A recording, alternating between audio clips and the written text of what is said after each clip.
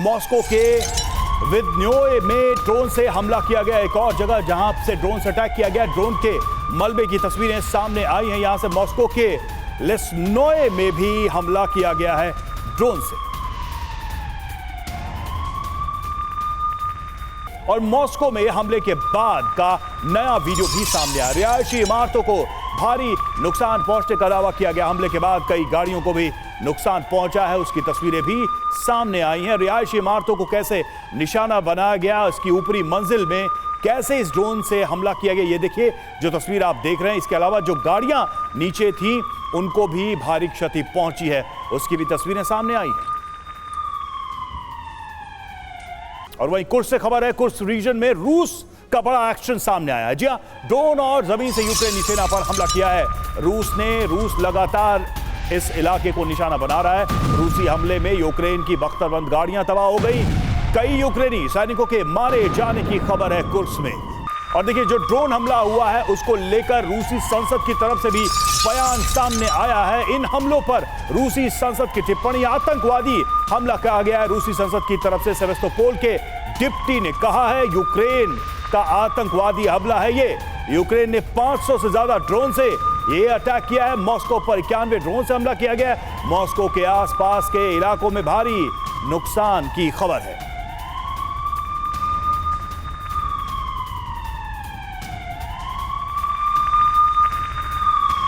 लेकिन इन ड्रोन हमलों से जुड़ी एक बहुत ही सेंसिटिव, संवेदनशील जो जानकारी सामने आई वो ये कि कुर्स्क के परमाणु पावर प्लांट को भी टारगेट किया गया। और कोसोव में परमाणु पावर प्लांट पर हमले की खबर है। 40 से 50 ड्रोन से पावर प्लांट पर अटैक किया गया। अब तक हमले से नुकसान की कोई खबर नहीं है, लेकिन आप देखिए कि यह मामला कितना गंभीर है। न्यूक्लियर पावर प्लांट भी निशाने पर रहा।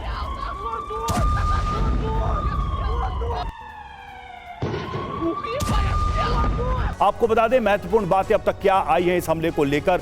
कुर्स्क में रूसी न्यूक्लियर पावर प्लांट पर यूक्रेन का ड्रोन से हमला हुआ है और रूसी न्यूक्लियर प्लांट पर 50 से अधिक ड्रोन से अटैक किया गया, ये भी जानकारी सामने आ रही है। न्यूक्लियर प्लांट पर 1 घंटे तक लगातार हमले होते रहे। तो देखिए रूसी न्यूक्लियर पावर प्लांट पर किस तरह से ये बड़े ड्रोन हमले को अंजाम दिया गया। 50 से ज्यादा ड्रोन को इसमें इन्वॉल्व किया गया। रूस ने यूक्रेनी ड्रोन को हवा में मार गिराने का दावा किया है। कुर्स्क के कुरस्टोव इलाके में है रूसी न्यूक्लियर प्लांट जिस पर यह हमला किया गया। कुर्स्क में यूक्रेनी ड्रोन हमले से नुकसान की खबर फिलहाल नहीं आ रही।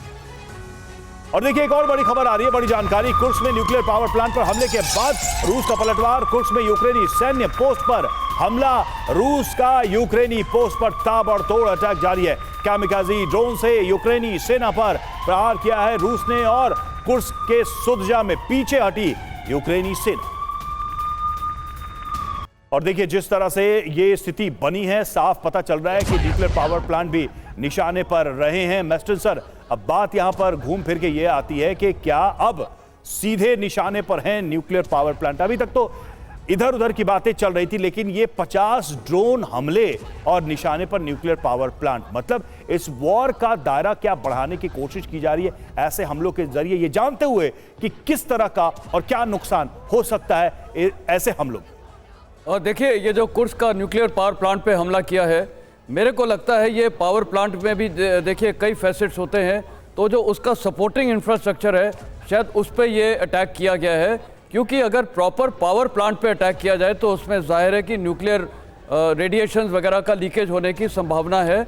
और उस इलाके में आज की तारीख में ये यूक्रेनियन फोर्सेस ऑपरेट कर रहे हैं, तो कोई भी कमांडर नहीं चाहेगा कि मेरे फोर्सेस को वहाँ न्यूक्लियर रेडिएशन से बर्बादी हो।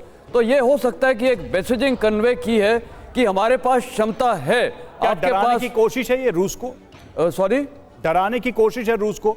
हाँ वही मैं बोल रहा हूँ, रूस को और बाकी देशों को, अमेरिका और EU को भी एक संदेश ये साफ दिया जा रहा है कि हमारे पास काबिलियत है। और अगर न्यूक्लियर वेपन्स को भी मान लिए ये प्रेसिडेंट पुतिन यूज करते हैं, कई बार धमकी दी है, तो बोल रहे हैं हम आपके न्यूक्लियर प्लांट्स का भी खात्मा करेंगे। तो कहने का मतलब है ये एक ऐसे डायमेंशन पे चल रही है लड़ाई कि कभी भी कुछ हो सकता है। और मेरे को अभी लगता है, देखिए प्रेसिडेंट ज़ेलेंस्की शायद अभी क्रीमिया में, जो आपने आज काफ़ी स्लाइड दिखाए, हो सकता है कि जो किर्च ब्रिज है जो क्रीमिया को कनेक्ट करता है उसको भी वो टारगेट कर सकते हैं और ब्लैक सी फ्लीट जो सेवेस्टोपोल में है वहाँ पर भी हो सकता है।